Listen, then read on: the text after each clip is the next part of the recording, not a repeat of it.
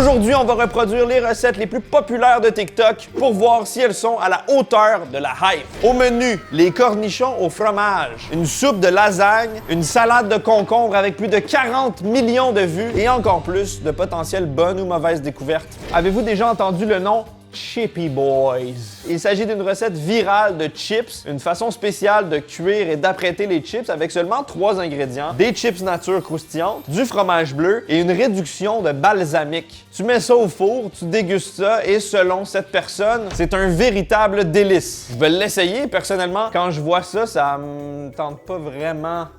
Disons que c'est pas particulièrement appétissant. On va commencer par ouvrir les chips et prendre la taxe des chips, donc en ingérer une avant même de faire la recette. On va faire un lit de chips. Je vais pas mettre le sac au complet au cas où c'est pas mangeable. C'est exactement comme les fameux nachos gratinés, mais version gentrifiée. On va prendre des morceaux de fromage bleu comme ça et on va les effriter et les répandre un peu partout sur nos chips. Ah, yeah, mes doigts vont sentir bon! Le nachos de l'huisier affineur. Le Gandalf du fromage. Je pense que j'ai mis une raisonnable quantité, ça ressemble un peu à ce qu'on a vu dans la vidéo. Maintenant, je vais me laver les mains 4 ou 5 fois. Oh oui! Maintenant, on met ça au four à une température indéterminée pendant une durée indéterminée parce que c'est des recettes TikTok qui manquent tout le temps énormément d'informations. Donc, je vais mettre ça environ 5 à 10 minutes à 350 Fahrenheit. Est-ce que ça va devenir mou? Est-ce que ça va devenir dur? Est-ce que ça va sortir de l'huile? Voyons voir. Ça sent les Chippy Boys! Oh! Ah! Je pense que c'est prêt. Les chips sont bien dorés, ça semble avoir légèrement cuit et le fromage est devenu plutôt particulier. Ça t'inspire confiance, toi? Correct. Un peu. Je suis pas du tout convaincu, mais l'important, c'est pas l'apparence, c'est le goût. Donc là, on va prendre le contenu de ces chips et les mettre dans un petit bol, comme ça. Ça sent comme un petit peu la raclette. Il y a un certain réconfort nasal. Maintenant, on doit arroser nos chips de glaçage balsamique. Dans la vidéo, la fille en met énormément. Je vais y aller au fur et à mesure, on va s'adapter. Je pense que ça, c'est un bon début. On secoue.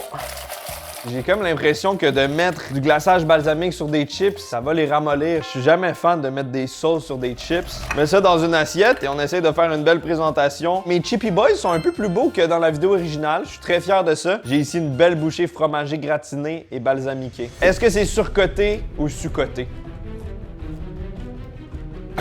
Oh! Oh! C'est fort en goût, hein? Je me sens brusqué par ces saveurs. On dirait que mes papilles n'étaient pas encore prêtes à ça. Ça commence la journée durement. Je pense que la personne qui a développé cette recette doit aimer les saveurs très franches et très violentes. C'est papilles de fumeur.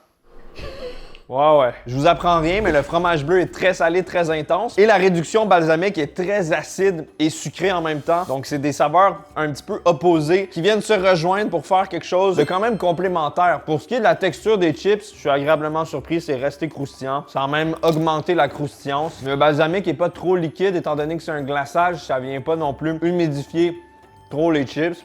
Je continue de le manger. Mais il y a un goût de revenez-y. Je réalise que j'aurais pu mettre encore plus de fromage bleu, j'aurais pu être encore plus généreux. Depuis tantôt, j'arrête pas d'imaginer genre 3 gars avec des cheveux blonds qui font de la musique des années 90, là. Les Chippy Boys. Comme les Backstreet Boys. Ouais, un peu, mais version chips. Moi, j'aime ça. T'aimes ça? D'avoir remis les chips au four, ça leur donne un certain goût. Plus toasté. Ouais. Ça, je trouve ça excellent. Avec un peu plus de fromage bleu, ça aurait été vraiment bon. Pour bien complémenter ce plat, j'hésite entre kombucha ou vin de macération, tu sais. Toi, tu irais avec quoi? Un tote bag, puis un livre de poésie. Les fleurs du mal, une bouteille de kéfir, pis ça. Comme le bon Dieu l'aurait voulu.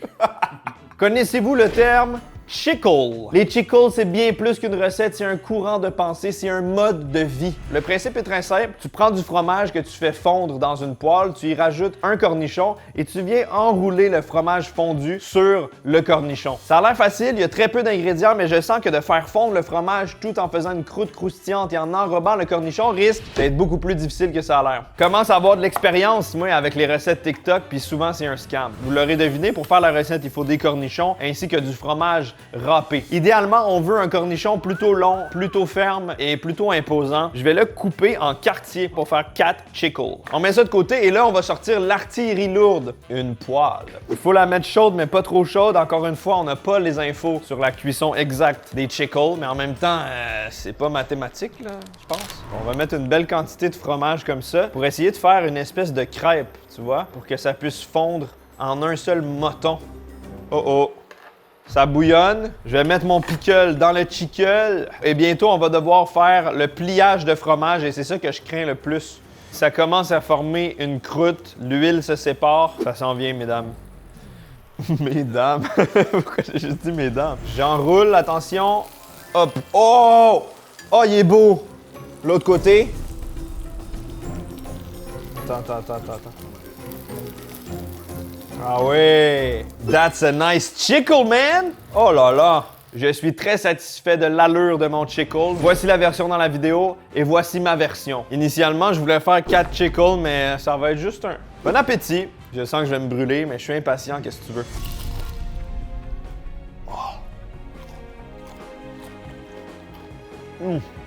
Avez-vous entendu cette croustillance? Ça fonctionne. Le fromage est très gras, très riche, mais l'acidité du cornichon, le côté vinaigré, juteux, vient vraiment balancer le tout. Donc c'est agréable. T'as pas l'impression de manger quelque chose de trop gras qui te donne mal au cœur. Ça donne envie d'en remanger encore. En plus, pour les gens qui mangent pas de gluten, ben il y en a pas. C'est carrément keto, quoi. Il y a pas de truc, quoi. Donc c'est santé. Non. J'avais peur que le cornichon chaud me perturbe, mais non. C'est le genre de truc qui serait beaucoup plus facile à faire sur une plancha, tu sais, une grande surface de cuisson. Tu mets plein de petits tas de fromage et tu peux faire genre 20 chickles d'un coup. Avec une petite poêle, c'est beaucoup moins pratique. C'est le genre d'item que je commanderais dans un restaurant. Ils devraient me faire ça dans des fast-foods, des chickles. Carl, j'ai laissé quelques bouchées même si ça a été difficile. Ouais. C'est mieux qu'un cornichon frit, mais tu sais, j'en mangerai pas des tonnes. Rendu au troisième, là, c'est rendu gras longtemps, là, tu sais. C'est pas très compliqué non plus. C'est juste un peu chiant. Mais c'est parce que c'est le genre de recette que tu dois rester genre comme ça, tu sais. Tu dois observer. C'est ça qui me dérange, moi, c'est observer. C'est rester là, tu sais. Moi, j'aimerais ça partir pendant la recette. Faire quoi? Un voyage, genre? Ouais. Faire un changement d'huile, poser des pneus. Faire une carrosserie. Que des trucs d'auto. Ah ouais. Gars de moteur, toi. Oh oui, on m'appelait moteur au secondaire. Peux-tu nous faire imiter un moteur, mettons, là? Non. Oh. Pareil. Ok, t'es bon, là. J'ai pris des cours. Le pickle au fromage croustillant de TikTok, c'est chiant à faire, mais si vous avez la patience, c'est validé.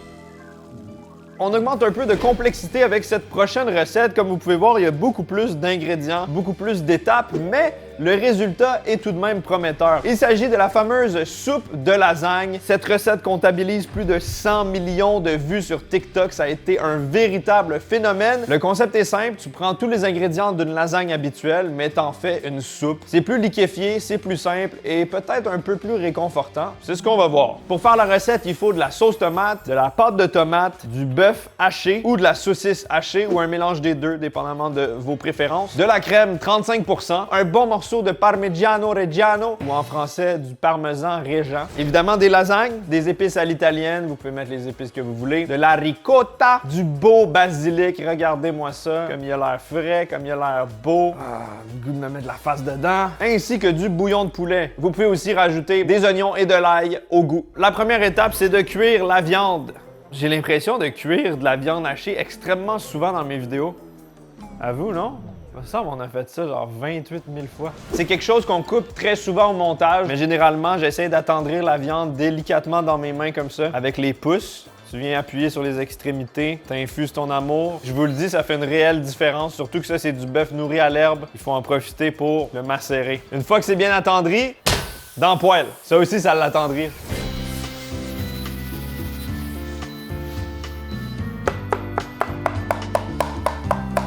Fun fact, cette recette de soupe de lasagne semble être nouvelle, trend TikTok, mode 2025, truc de fou, mais non, ça date de 1994. Comme quoi, la vie est un cycle infini de recyclage.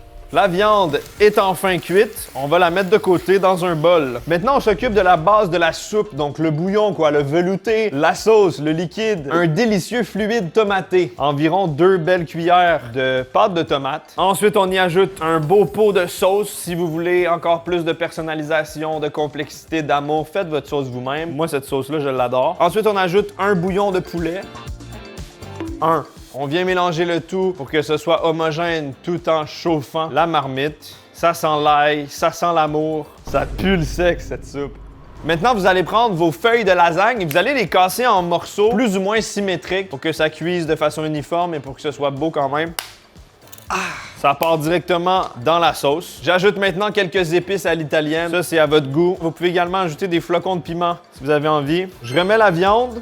On va réduire un peu le feu, couvrir le tout et on attend de 15 à 30 minutes jusqu'à temps que les pâtes soient ramollies, bien cuites et que la sauce est homogène et un peu réduite et concentrée. Pendant qu'on attend la cuisson de la soupe, le commentaire de cette semaine, c'est Cathy qui nous dit « Les œufs ne sont pas des embryons de poulet, mais des menstruations de poulet. » Petit emoji. Merci beaucoup, Cathy. Les pâtes ont bien ramolli, le bouillon s'est condensé, ça a l'air vraiment délicieux et ça sent très bon. Maintenant, on va ajouter des petits épinards. Les épinards, ça disparaît littéralement, donc je vais mettre toute la boîte. Pendant que nos épinards tombent tranquillement dans le bouillon, on va râper beaucoup de parmesan. Une quantité pour la présentation finale et une quantité maintenant qu'on va mettre dans la soupe. Je vais essayer de pas me râper les doigts. Ça donne un bon petit goût, mais ça fait mal. À peu près une tasse de parmesan, ça part directement dans la soupe. On va ajouter 2 belles grosses cuillères de ricotta dans notre parmesan râpé, notre deuxième partie de parmesan. On mélange et on met de côté pour la présentation. C'est prêt, regardez-moi ça, ça a l'air délicieux. C'est vraiment comme une lasagne, mais en soupe. C'est pas mal ça le concept. Et voici la fameuse soupe lasagne de TikTok, ma version. Et la version des internets. Je suis très satisfait du résultat. C'est bien beau, une recette rapide et simple, mais est-ce que c'est bon? Voyons voir. Bon appétit.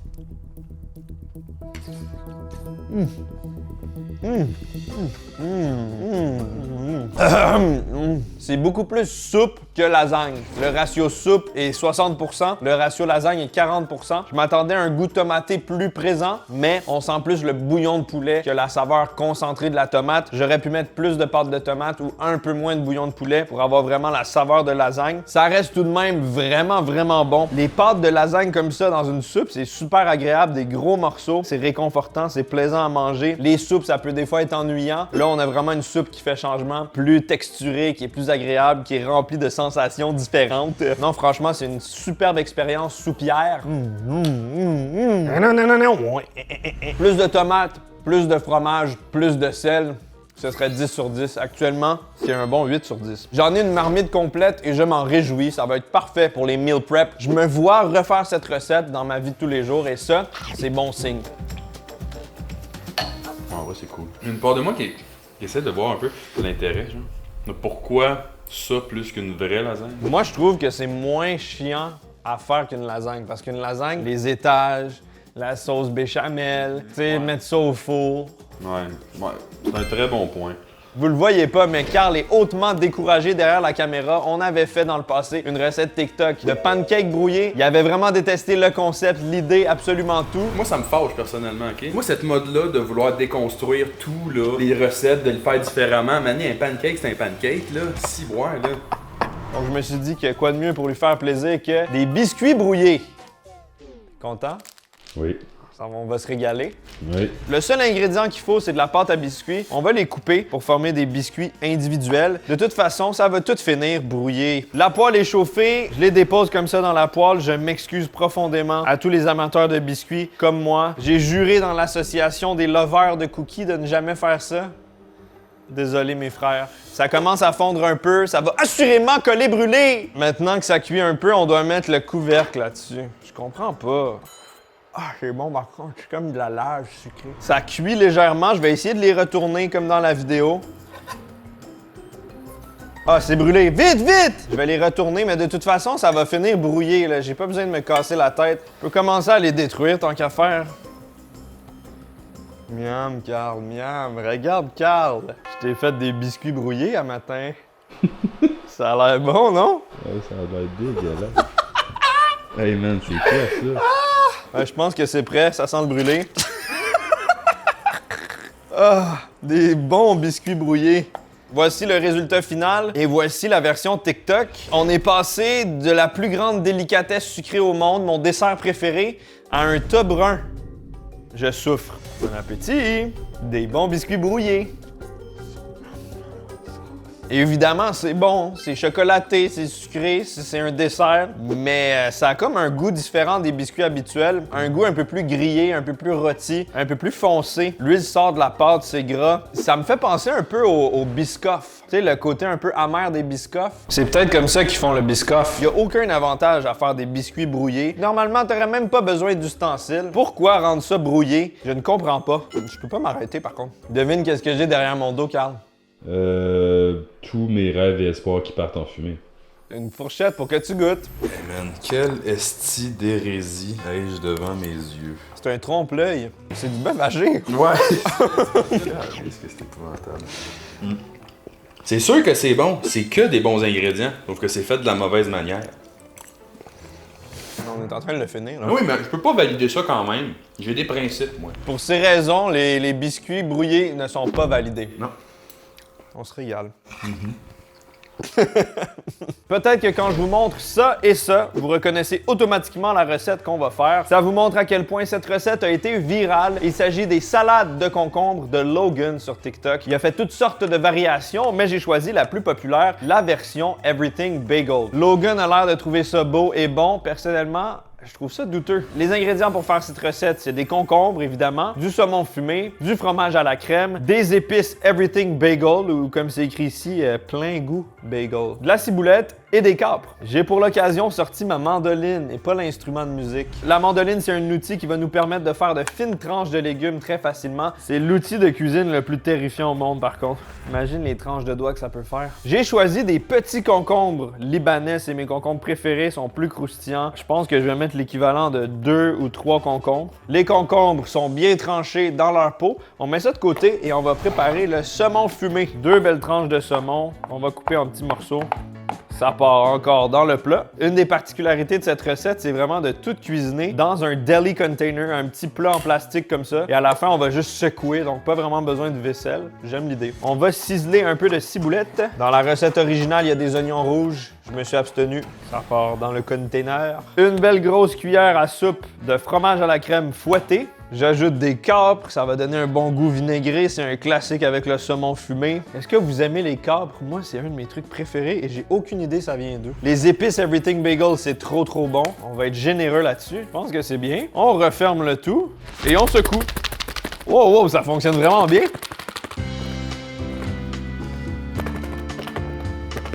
Voyons voir à quoi ça ressemble. C'est très semblable à la vidéo. C'est tout aussi peu appétissant selon moi. Mais j'imagine qu'au goût, ça va être bon. Je vais prendre une belle bouchée avec des baguettes comme Logan l'aime. La fameuse salade de TikTok avec des centaines de millions de vues cumulées. Bon appétit. Centaines de millions de vues, imagine. C'est quand même bon. Comment ne pas aimer ça? Il y a juste des bonnes affaires là-dedans, du saumon fumé avec du fromage à la crème, des bonnes épices. Moi, j'adore le crémeux. Faut toujours que ce soit plus onctueux, donc j'aurais mis encore plus de fromage à la crème. Je sais que Carl, ça, c'est moins ton style. Vous pouvez adapter la recette à votre envie. Les concombres finement tranchés se font enrober de sauce. C'est délicieux, ils sont croustillants, c'est frais. Les concombres, il y a vraiment un côté addictif. Ça se mange tout seul. T'as l'impression de rien manger. C'est Ça fonctionne vraiment bien avec toutes les saveurs de bagel, de saumon fumé, de fromage à la crème, la ciboulette. Je me régale avec cette salade, ça donne envie d'essayer toutes les déclinaisons possibles. L'idée du deli container est trop cool. J'ai rien à dire de négatif, littéralement, mais peut-être que quelqu'un pourrait dire des choses que je n'ai pas osé dire.